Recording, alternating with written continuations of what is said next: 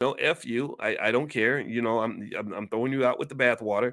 And then next thing you know, this is what's happening, right? They're in court. And so it's kind of an interesting thing because it's almost like when somebody's that close to you, you kind of have to always take care of them. I tell my daughter that I say, "Hey, look, if you ever do some major dirt and you get somebody that's with you when you're doing dirt, always take care of that person. And if you got to cut them out gently." Warren Buffett actually talks about that. Warren Buffett says if you have people in your life that are draining you, get rid of them, but get rid of them gently because it can get very, very messy. So here in this case, I don't think that there would even be a case if it wasn't for the breakdown in the relationship between Trump and Cohen. See, relationships. There's that other word I use all the time. I talk to you guys about how money and relationships are connected and how money drives politics and everything else. So here you had, in my view, um, a relationship that broke down that led to this trial, which has led to Trump being convicted. So to me, it just says somebody was not being strategic enough. And if you want to know who I'm going to vote for in the next election, because whenever I talk objectively, people think I'm a Trump supporter, which is just stupid because I don't. That's because that's silly. And even if I was, it would be my right to do that. But I'm not. I'm not voting for Trump or Biden. So if you want to know who I'm voting for, I vote for Black people. If you want to know what I'm voting for, I vote for Black wealth. I vote for Black family. I vote for Black love. I vote for Black education. I vote for Black people. I don't give a damn what these dudes are doing up on Capitol Hill because they're not doing anything that's going to help solve these problems. In fact, give me a yes or no. Give me a yes or no if you agree. We did this yesterday when we were talking about Powernomics. We do Powernomics training every Wednesday in the Black Business School. It's completely free to the community. If you want to join us, by the way, you can text the word greatness to the number 87948. Write that number down, 87948. Text the word greatness to 87948. We're reading Dr. Claude Anderson books. And we were talking about politics just last night in our Powernomics training. And let me tell you, give me a yes if you agree with this. If Trump or Biden gets elected into office, that's not going to improve the status of Black families. Give me a yes if you agree that whoever we elect is not going to make our family stronger. We have a fatherlessness problem. We have a broken family issue.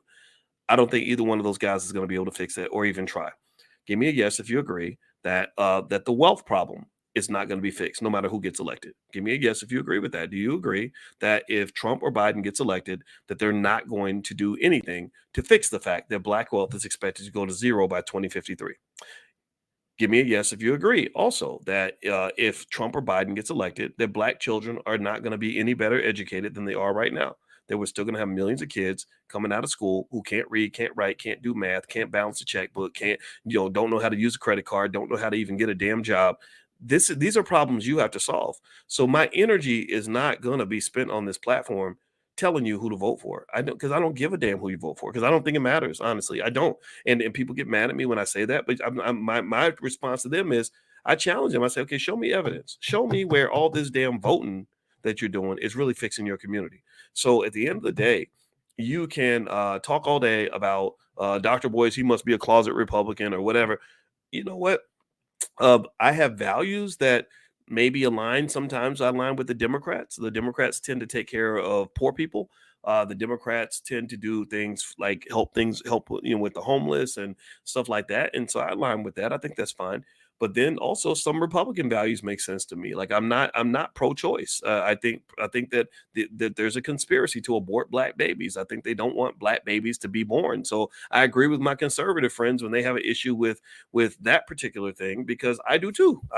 They told my mother to abort me, and I was like, why? Because you ain't got no money. Why the hell should money, again, there's that word money again, this is why finance professor is talking right now, is it's like, why in the hell should money be the difference in life or death for a child? I don't even understand that.